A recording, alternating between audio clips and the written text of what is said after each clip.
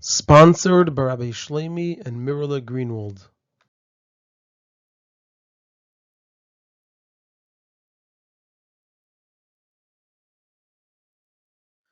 This is a Sicha from Likutei Sichos, Chelek Zayin, Parshas Vayikra, Sicha Beis, and the topic of the Sicha is that in this week's Parsha we learn about Karbonos, and there are 4 parts in the Sicha. The Rebbe will, number 1, ask why the Torah begins by teaching about Karbonos Nadava and not Karbonos Chayva. Number 2, present a related side discussion, asking why the Torah teaches about Karbonos Yachid before Karbonos Tzibur. Number 3, answer both questions. And number 4, present the answer and explanation in Pnimis Ha'inyanim.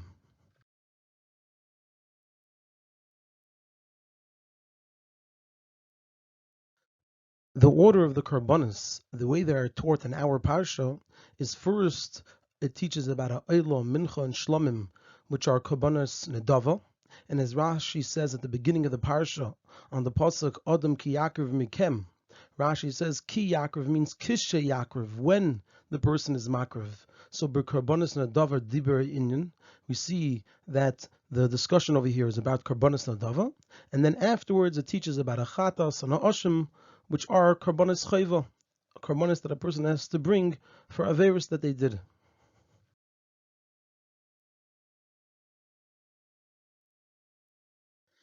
And it's not understood.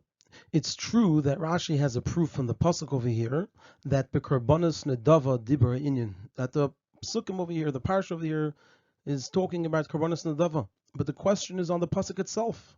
Why does the Torah begin with karbonos nedava? L'chaera, seemingly, it's necessary to first know the dinim of karbonos chayva, which a yid must bring, and only afterwards the dinim of the karbonos that are only in nedava. And since this is a question in the pshat of the psukim, so Rashi should have addressed it. Therefore, since we see that Rashi does not address it, we must say that in Pshuto Shel Mikra, it's not a question. Or we have to say that it's answered based on an earlier teaching of Rashi, since the task of Rashi is to answer and address every question in Pshuto Shel Mikra. So if there's a question that he doesn't address, it's either because it's self-understood and it's not a question, or it's because he already provided information in an earlier teaching of his.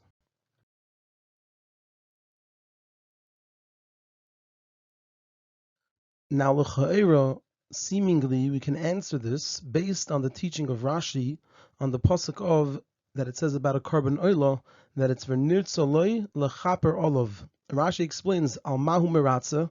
What is it that a carbon oila is meratza for?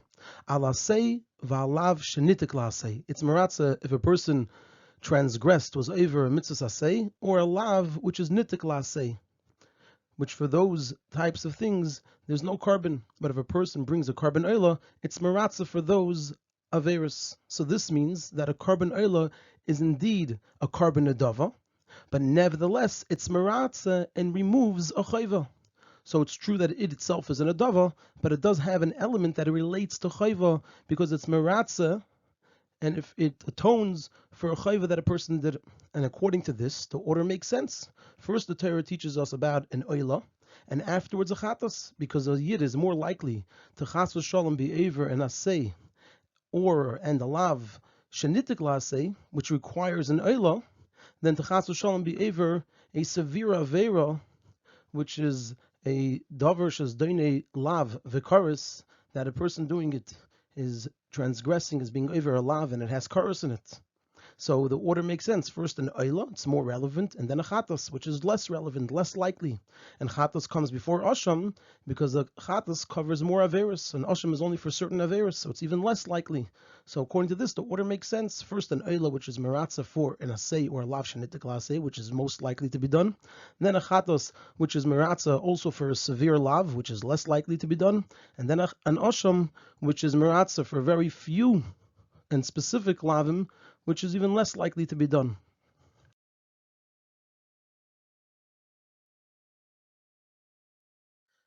However, this answer is not acceptable, because if the Torah teaches us about an oila first, not because it's a carbon adava, but rather because it's connected to being a chayva, because it's meratza for an asay and a lav shanitik asay, So then the Torah wouldn't interrupt between teaching us about the Eilah and the Chatas and Asham by teaching about the other Karbanos, those of a Mincha and Shlamim. If the reason the Torah teaches us about the Eilah first is because of the Chayva part in it, then it will go straight from the Eilah to the Chatas and Asham, since they all have this Chayva part in them. However, we see that the Torah doesn't do this. It interrupts by teaching us about the Mincha and Shlamim. So therefore we must say that the Pasuk wants to teach about Karbanos Nadava before Karbanos Chayva, and the reason Eilah comes before Chatas is because it's a Karban Nadava, not because of the Chayva element. Because if it was because of the Chayva element, it wouldn't insert and interrupt with Mincha and Shlamim. The fact that it does this indicates and shows us that the Torah wants to teach us about the Karbanos Nadava before the Karbanos Chayva. And that's why it teaches us about the Eilah, Mincha, and Shlamim before the Karban Chatas. And then we come back to our original question that it would seem more appropriate that the Torah should first teach us about the Karbanos Chayva, which are a requirement, and only then teach us about the Karbanos Nadava, which are voluntary.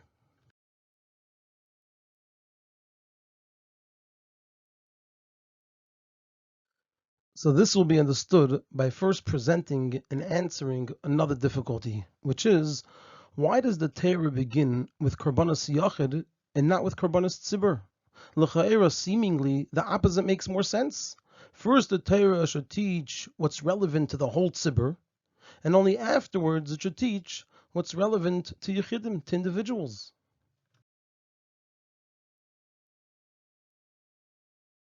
So l'cha'era, we can answer that Karbanos Tzibur are primarily related to special times of the year, whether it's Shabbos or Yom Tov, etc. Whereas Karbanos Yachid, both those that are Nadava and those that are a Chayva, they can be at all times. And therefore, the Torah begins with Karbanos Yachid. And regarding a question that could be asked, what about the Karban Tamid, which is twice every single day? So in the dinim of the Karban Tamid, which is brought twice daily, are indeed taught earlier in Parshas Tetzaveh.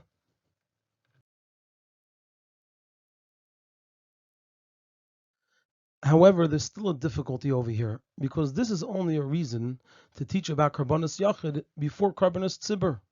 However, what's the reason that Karbanos Tzibur aren't taught at all, not in Parshas Vayikra and not in Parshas Tzav, and they're only taught later in Parshas Acharei and Parshas Emer, and the main part in Sefer B'Midbar in Parshas Pinchas? So the explanation we gave is for why Karbanos Yachid should come before Karbanos Tzibur. But why are Karbanos Tzibur only found and only taught about many parshias later? It seems as if there's a different reason that Karbanos Yachid come before Karbanos Tzibur, which will also explain to us why Karbanos Tzibur were only taught much later on. And so the question is, what is this? What is the reason that Karbanos Yachid are taught before Karbanos Tzibur, and that as a result of that, we could also understand why Karbanos Tzibur are not taught until many parshias later.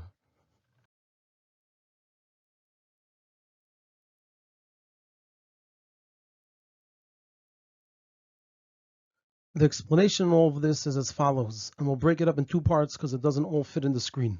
In the simple reading of the Psukim, we see that the Karbanos of our Parsha, and also the Karbanos in the first section of Parshas Tzav, were said before what it says afterwards, that Kara Moshe Aaron Kachel Egel, which is the Seder HaChinuch of Aaron Ubanov on the Shmini L'Meluim.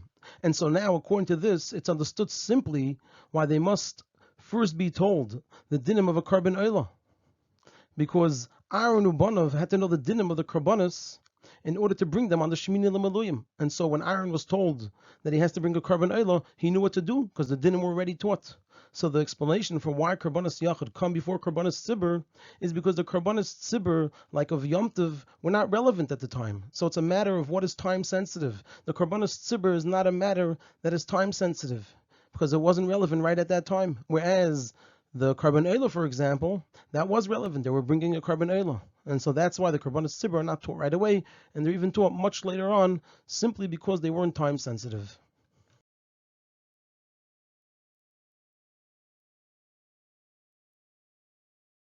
Continuing with the answer, and just like by the Tzivuyim of Aaron Ubanov, they had to know how to bring the Karbanos of Shmini L'Meluyim, so too regarding the Tzivuyim in Parshas Vayikra and Parshas Tzav, to all the Yidden, they had to know which Karban they are able to or must bring right by the Akamas Mishkan on the Shmini L'Meluyim. And this is especially if we say that also Parshas Vayikra and Parshas Tzav were said at the beginning of the Shivas Yemei HaMiluyim, not just before the Shmini L'Miluyim, before all the Yemei HaMiluyim. And then the dinim of Parshas Vayikra and Parshas Tzav are relevant for all the Shmonis Yemei HaMiluyim. And therefore, according to this, we understand that they didn't have to be told here about the Karbanos Tzibur of Yom Tov, which are taught in Parshas Acharei and Parshas Emer and Parshas Pinchas, because here it only teaches about the Karbanos which are relevant to that time. And also the Karbanos which they brought on the Yemei HaMiluyim, which weren't Me'ois and Shinistavu Bay Bayim. They also had to bring Karbanos which were Karbanos Tzibur, like the Karban Musaf of Shabbos and Rosh Chodesh. So the explanation for that is that since Moshe is the one who brought the Karbanos in the Yemei HaMiluyim, as Rashi taught us earlier, so therefore it's not necessary to teach all the Yidden about these Karbanos. And this is because Moshe knew which carbon was needed and how to bring it, just like he knew the dinim of all the Karbanos of the Shivas Yemei HaMiluyim.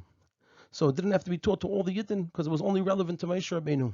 And for Yom Tov and Rosh Chodesh, after that, that wasn't relevant at the time. It's not something which is time sensitive, and so therefore it's only taught much later on.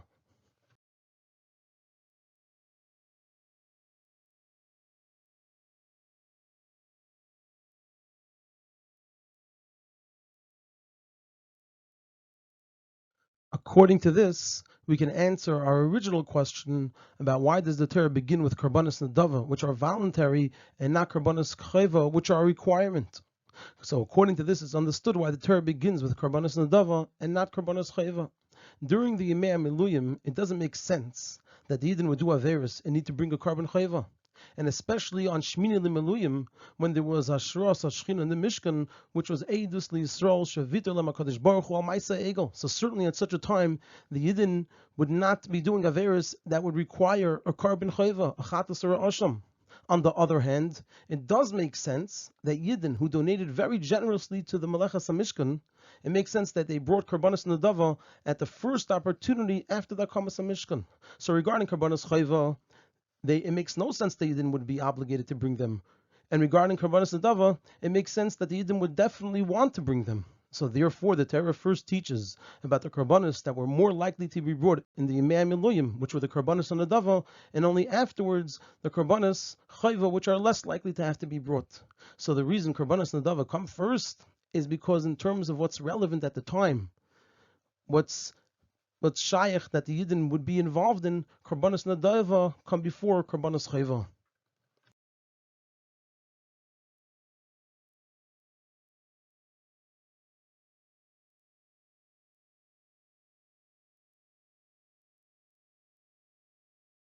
The explanation in Pnimis Einanim, it's actually quite long and it's divided here in 4 parts.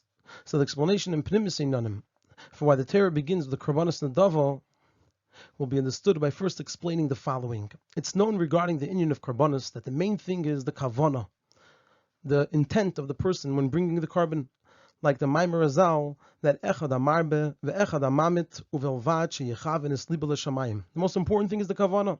And also by Karbanos, which are brought for a kapara, for an atonement, the kapara is mainly because of the Kavana of the person.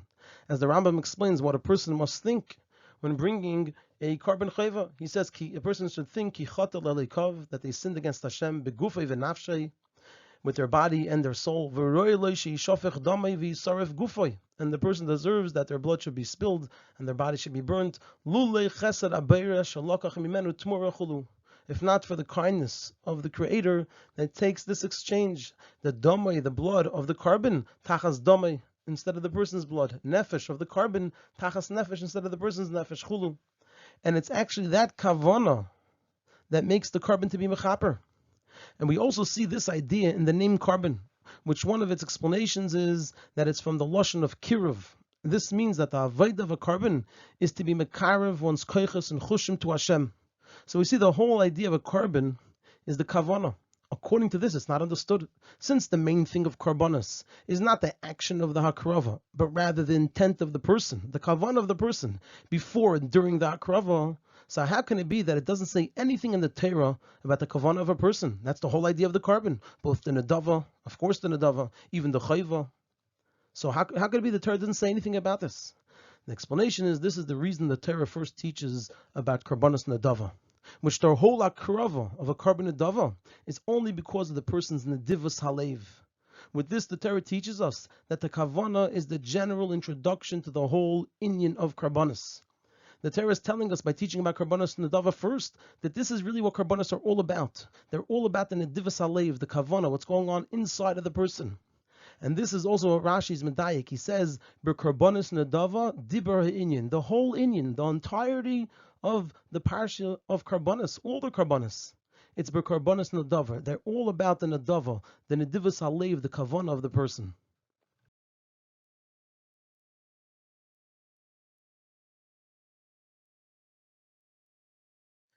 In greater depth, the kavana and nedivas halev that's required by all karbanos is be'etzim and in pnimius by each and every yid. It's there already. It's just that by karbanos nadava, where a person brings it as an adava from their own goodwill, so you can see their pnimius in a revealed way. Therefore, there's no tzivah for this in the Torah, but rather, Rashi tells us the reality. Karbanos nadava dibur inyan. There's a question over here that you can ask.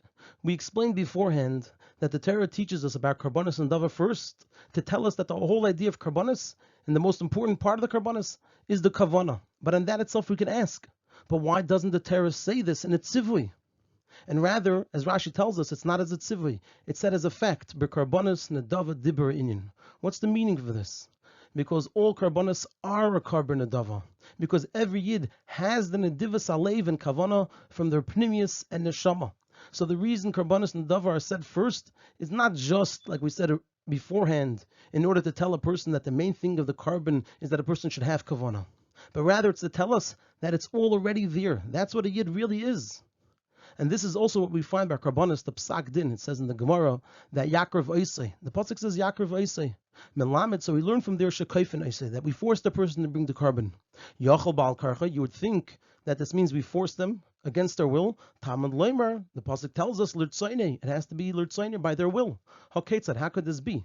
That on one hand it's kayfen Oisei, we force them, but on the other hand it's not bal karcha, but rather lirtzaine. The explanation is kayfen oisei ache yomer reitzani. We force him until the person says, "I want to do it." What's the explanation from this? And as the Rambam explains regarding a get, that me'achash hu reitza liyis mi Yisrael, since every yid wants to be part of Klal Yisrael, v'reitza hu lasis kol mitzvahs, and every yid wants to do all of the mitzvahs, ulusrachik min averis, and to distance themselves from averis, v'yitzri hu shetokfei. It's just that the yitzahara overcame them. So the kaven shehuka toshash yitzrei, since the person was hit until their yetzer was weakened, and the person says, "I want kvar gerish l'tzayin." That means they did it willingly because that's what they really want. That's the essence and pnimius of every yid. And just like this is how it is regarding l'tzayin, which is that the person wants to bring the carbon in general, so too it's the same regarding all the kavanas that are needed by the hakrava, including what we said, that carbon is from the lashon of kiruv of one's koiches and chushim to Hashem, that it's all there in pnimius by every yid. And like the well-known Torah of the Alter Rebbe, that a yid niter will or niter ken sein abgerisen von elikus. So in greater depth, the Torah teaches us about karbanos and dava first, to tell us that this is the reality by every yid, by every carbon, with all the details of the karbanos. It's not just telling us that the pnimius of the carbon is the kavana and that person has to have kavana, but it's telling us the pnimius of the carbon is kavana, and every yid already has it. It's just that it has to be revealed, but it's already there. It's part of who every single yid is, be'etzim and pnimius.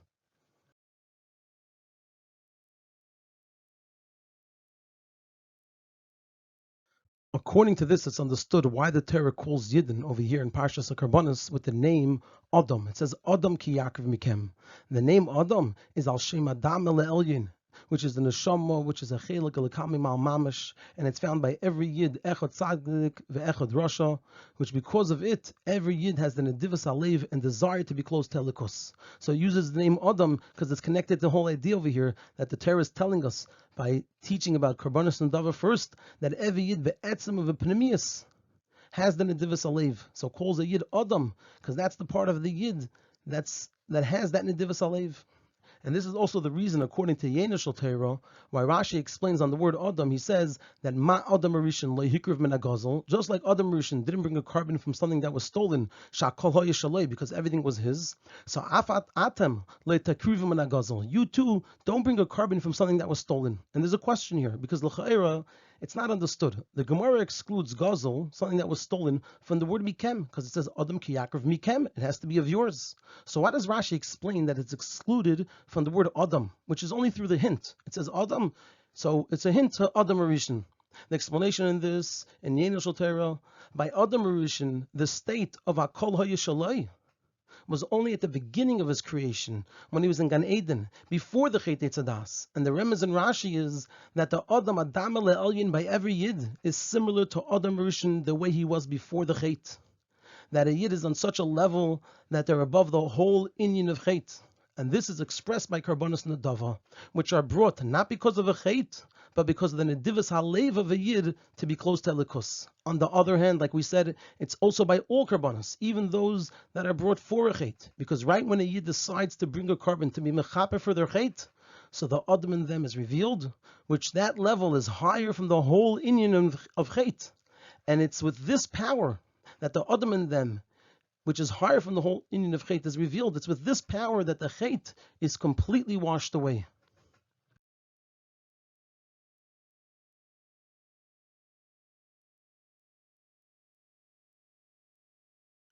In conclusion, according to this, we can understand why the Torah starts the Parshas HaKarbonos. It says at the very beginning of Sefer and Chumash Vayikra, it starts by saying Vayikra al Moshe. And as Rashi explains at length, that this is a Lashon Chiba. It's a Lashon of love. Lashon Shemalachei Hasharis Mishtamshin Bay. It's a Lashon that the Malachei Hasharis use.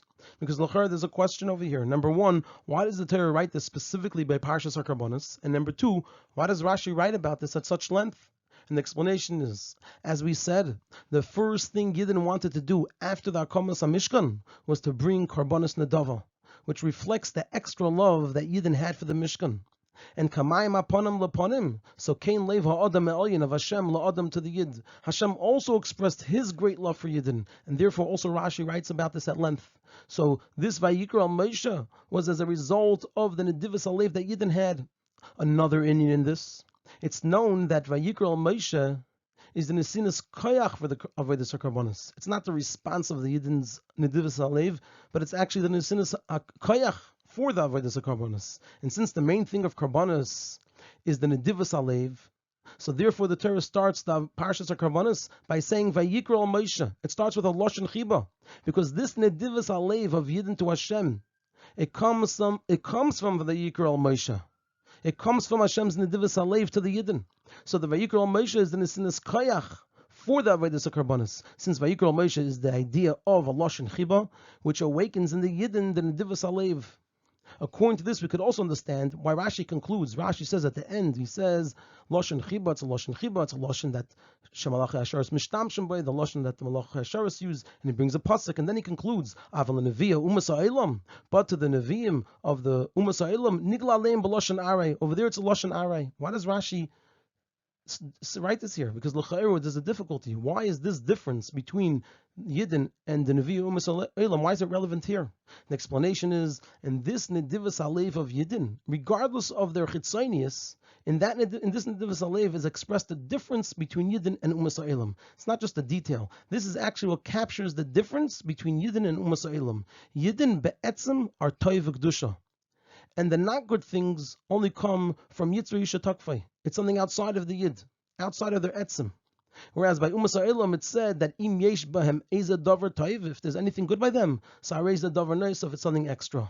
And the source of this difference is this Vayikra al Moshe. This Vayikra al Moshe, this Lashon Chiba of Hashem to the Yidden. That's the reason.